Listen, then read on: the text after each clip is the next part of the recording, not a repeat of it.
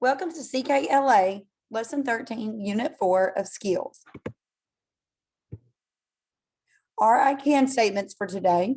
I can identify common nouns, proper nouns, and verbs and sentences. So we're going to look at when to capitalize those proper nouns. I can use correct grammar in writing, and I can write a persuasive piece. So yesterday we really looked at a persuasive writing, a letter, and today we're going to look at how to plan and write a persuasive letter together. Now, first, we're going to review common and proper nouns. We will also learn some additional kinds of proper nouns. Common nouns identify general people, places, and things.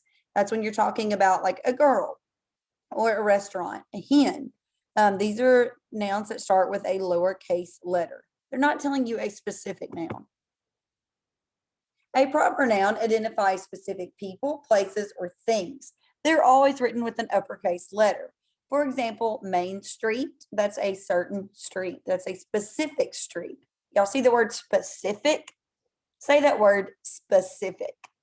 That word means a certain person, place, or thing. So Jane is a certain girl, so we capitalize her name. We also learn that about a different type of proper nouns: Mr., Mrs., Mrs., and Miss. These are titles to people's names. When you put a formal title to someone's name, you capitalize the title and their name. For example, Mr. Parks. Mr. is the title for a married or unmarried man. So either way, a man has the title of Mr. unless they formally earn a title like doctor and so on. Mrs., M-R-S, this is a title for a married woman. So if you know the woman is married, you refer to her, it stands for Mrs., M-R-S, period. Now, Miss is the title that you use for an unmarried woman, or if you're unsure if the woman is married or not married. Well, actually, the abbreviated Miss. This MS period is when if you're unsure if she's married or unmarried, you go with the abbreviation for Miss. So Miss would be if you for sure know that they're unmarried. The abbreviation MS would be if you're unsure. Now let's read several sentences as a class. These sentences will include words that have not been capitalized or punctuated correctly. So there are going to be some sentences that don't look right. Miss Jones, Jeff's mom, drove him and some children from his class to the park on Main Street on Friday. So when you look at this sentence, you see some missing capitalizations and, of course, that missing punctuation at the end. Now, let's look for some specific nouns. When you're reading this, you see Mrs. Jones is a specific person. This is Jeff's mom, so we need to capitalize Jeff because he's a specific person. Main Street is a specific street, and Friday is a specific day. So all of these need to be capitalized. Now, this is a telling sentence, so it needs a period at the end. Your common nouns: mom, children, class, park. These are words that don't need to be capitalized because they're not telling you a specific type of noun. The verb in this sentence is drove. So always remember your verb is your action word. Okay, look at this sentence and see if you can identify which words are proper and need to be capitalized. Miss Smith searched for foxes and wolves with 3 men last October. Now, do you see a specific person? Mr. Smith, right? So we need to capitalize Mr. and Smith. Now, what are your nouns, your common nouns? Person, place, or thing. Now, ideas are also nouns, but ideas often, they're one of those that kind of seldom you see used as nouns. So like love, hate. Now, our common nouns, and we've got one more proper noun in there too that tells us a specific month, October. Now, you need that end mark. We have a telling sentence, so we're going to end it with a period. So when you look at sentences in this next activity that we're going to do, you're going to be looking for those words that need to be corrected in your sentences. Your Common nouns are foxes, wolves, men, and your verb is searched. Now, look in your packet for workbook page 65. It has 13.1 at the top. Now, you're going to go through part 1 and part 2, and you're going to correct the sentences on part 1 and part 2. So if it needs a capital letter, you're going to cross that lowercase out and make it a capital above it. Look for specific people, places, things, and ideas.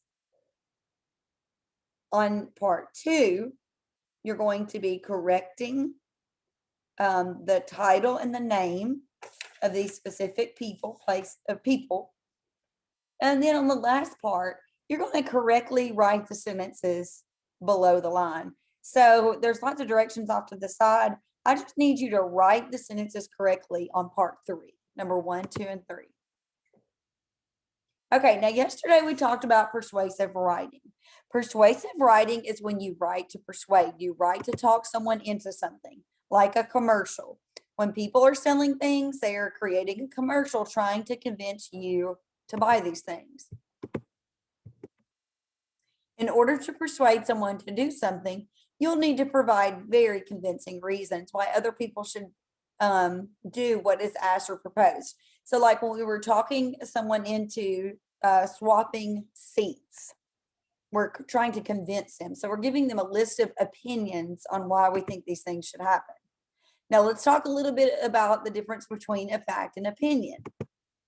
An opinion is how somebody feels. It's their belief on something. Those can change and they don't have to be shared similarly. A fact is a statement that can be proven or checked. So these are things that you could go back, look up in a book, you could go ask an expert on something, maybe one of your teachers, but there's something that can be proven true or false. Now today we're going to write a new persuasive letter as a class. So I'm going to show you another example. Now tomorrow is going to be your actual persuasive letter that you're going to write on your own. Now here's some different topics. So when you start thinking about what to write on your own, a certain game is the best game for everyone to play at recess. Usually if you write something persuasive, you feel very strongly about it. I picked for our class a certain book is best to read. Now, we read the story in our class, The Wayside School, and we really liked the story Wayside School. We liked it so much that we try to convince other classes to read the story. Now, when you're writing a persuasive letter, you select that prompt, and then you move into your brainstorming. So we closed our eyes and we started to think about all the things that we thought were important with this book, or all the reasons that we liked it, so we could convince someone else to read the story. And we compiled a plan. So if you have a workbook page 13.2, it could be 12.2 in your booklet, but we went through all of the different things on all of the different reasons why we think that you should read Wayside School. And we first started with our opening sentence, which is, back to this, which our opening sentence was, Wayside School is the best book to read. The book is funny. That's one of our reasons. The characters were fun to read about, and they were like us. So they were like students in Wayside School. Another reason, the book is awesome because it has a movie to watch. We really enjoyed the movie.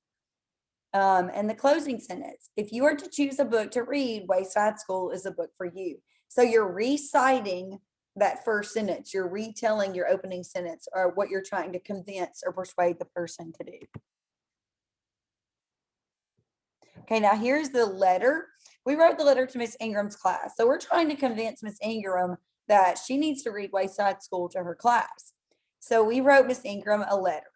Now at the top of the letter, we wrote our address. So if Miss Ingram wants to write us back, she can write us back. We also wrote the date that we wrote our letter. And when we write these things, that way if they're ever found later on in history, it kind of tells more about where it was written, the year it was written. If it's lost in the mail, it can be returned to its rightful owner. Okay, so you've got your heading. Now, if you look at the check sheet on the other side, I'm taking what I brainstormed first and I'm compiling it into a letter. Now, as you're looking at these things or as you're writing, make sure you have all of these things on the checklist that you need. Do I have a heading? Our heading is Dear Miss Ingram.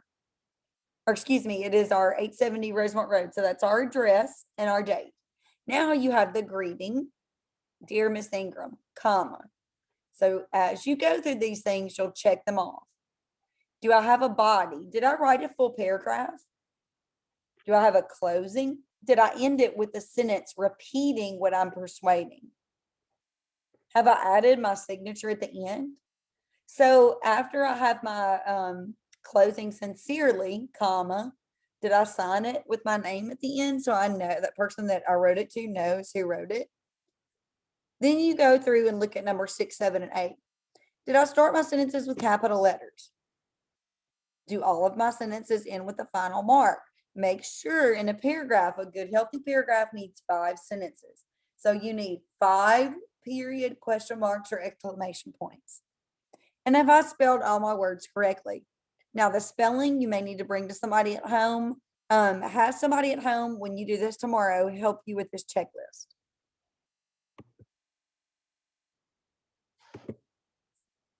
Okay, now you have, you can pause the video. You're going to look for where workbook page 13.5 and workbook page 13.6, which is Wall Street, and your comprehension questions. Your homework for tonight is to read and answer the questions on the story, on Wall Street. We read this earlier in the week. So you're going to read and answer the questions on the story, Wall Street. Now let's review, excuse my dogs for that moment. We're going to review our learning targets. We looked at common proper nouns and verbs. We used correct grammar and writing. So we went back and checked that. Persuasive writing that we have after we wrote it. So our last I can statement, I can write a persuasive writing piece. So tomorrow you're going to be picking your topic and starting your persuasive writing.